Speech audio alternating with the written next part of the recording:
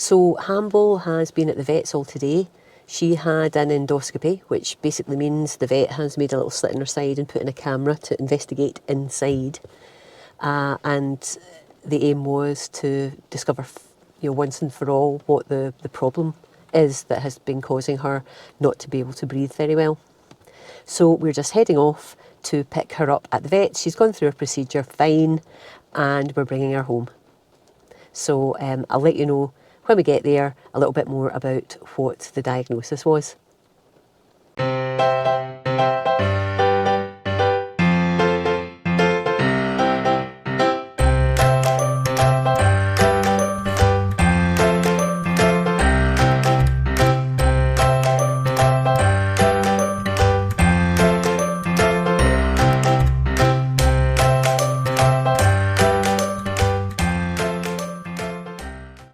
So we've arrived at the vets and are just waiting on them bringing Hamble out because, of course, with the COVID situation, we can't actually go into the premises. So if you're at the vets at all, you've just got to wait in the car park and they pick up your pet or drop your pet back off. So as for what the problem is, they did another x-ray this morning and then did this endoscopy to look inside. And they discovered that one of Hamble's ovaries is very much enlarged, and also there is some evidence of egg particulate, parts of eggs basically that should have come out via the normal channels, but have sort of bunged up the insides a bit. That bit isn't unlike what was wrong with Beryl when she started getting impacted with egg. So with Hamble, there's no peritonitis right now, but there is this swollen ovary, and the sort of the egg system, the egg reproductive system isn't really working correctly because she's getting this build-up of egg material inside. So what we're doing is we've given her a hormone implant, again, just like Beryl. So that will stop Hamble from laying.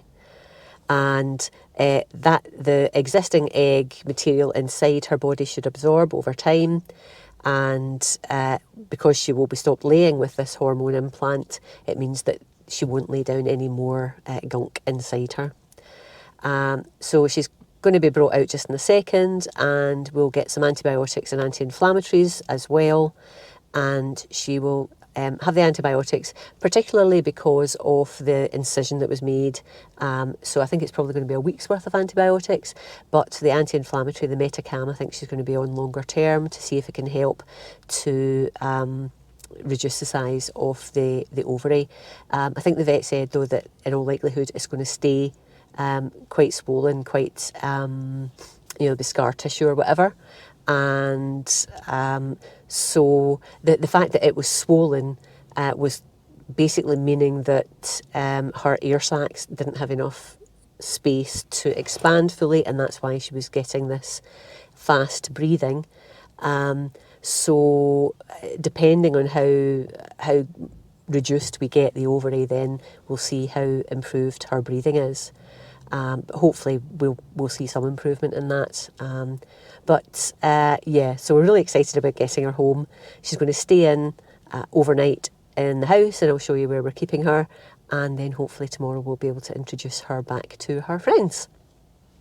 So I think all in all, I'm happy with what the diagnosis is, considering it could have been a tumour, which doesn't have as good an outcome, obviously.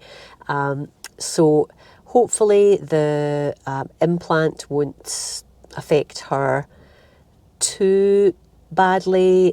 When you first give an implant to a chicken, the hormone implant, they can sometimes go off their feed, be a bit unhappy, have a mega molt, and that will make them unhappy as well.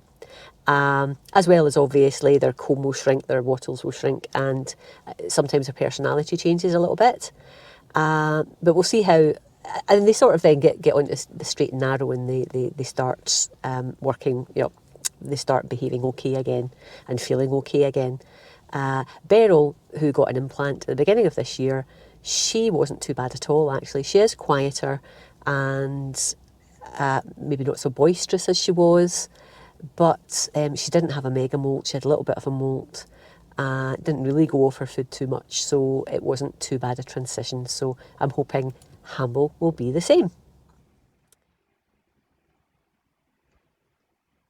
So here we are, we've got Hamble home, and we've set her up in this pop-up puppy pen that is just brilliant as a little chicken hospital. It's in the living room, and it's nice and enclosed, but you can open it up so that you can get access to it, and also if you want to let your chicken come out for a wander.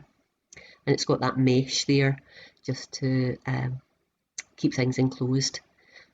We've got some wood chip and a tub with some straw in it, which we tend to find that the girls have a snooze in overnight. As you can see, Hamble's actually looking really well, considering she's been sedated and had been poked and prodded.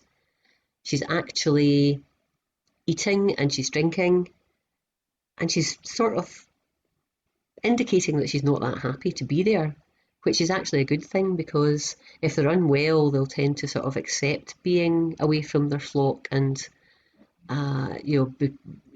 be okay being indoors. But she's a wee bit stroppy, or as the vet nurse described her as, a bit sassy.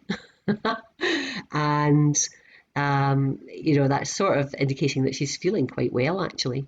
So I'm really pleased with how she's looking, considering the procedure was just a few hours ago.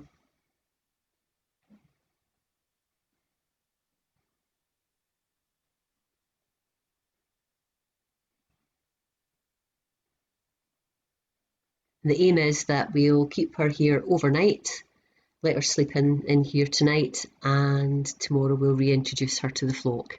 We just want to make sure that she's comfortable, that she is eating and drinking, and we'll give her our first round of medication tonight, her antibiotic and her Metacam, which is an anti-inflammatory.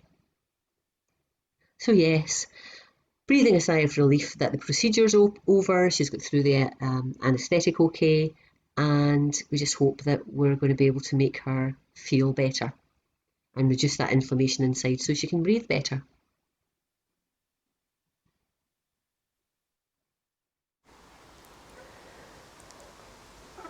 Okay, so this is the day after we got Hamble home from having her endoscopy. She spent the night inside. Wasn't that impressed with being indoors, it has to be said, but she coped fine. And now she has been out with the rest of the flock, and you can see here she's having a bit of a dust bath, and is very, very happy. She doesn't look happy, but she does have a bit of a grumpy face on generally. I think it's the shape of her eyes. Isn't that right, Hamble? So she's having a chill out in there. She's fine. She's eating well. She's interacting with the others well. So I am very pleased with her progress. And this is little Beryl, who's chatting while I'm here. Hello, darling. So actually, these are the two chickens now that have hormone implants. Beryl got hers in February, and Hamble got hers yesterday.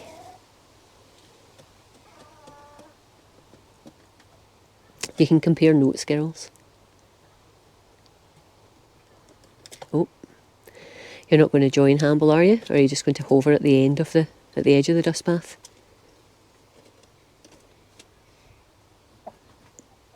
Or are you going to peck her to get her out? Who knows?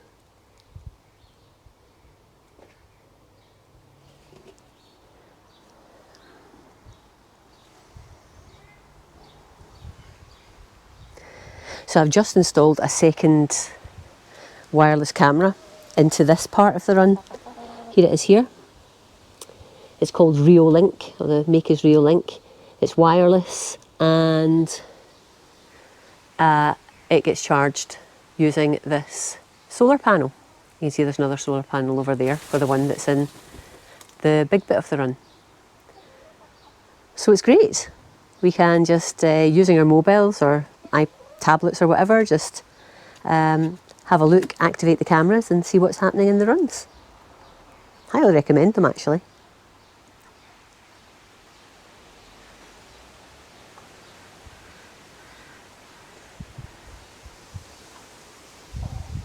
Oh, Emily has taken to jumping up in this chair when she comes out. She likes the height.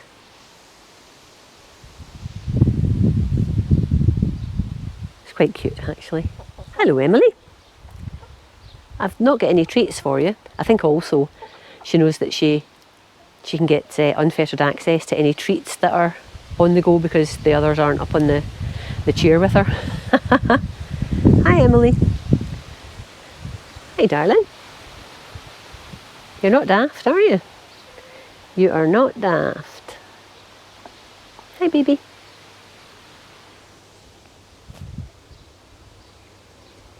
She says, might just jump down now. Yeah.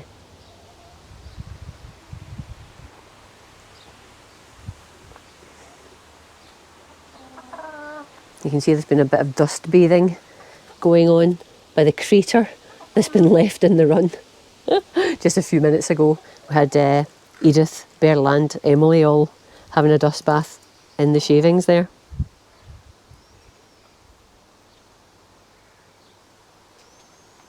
Oh, we're all having a confab up here now.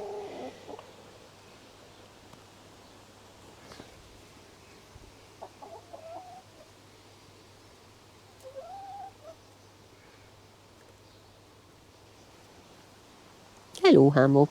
Are you up and about?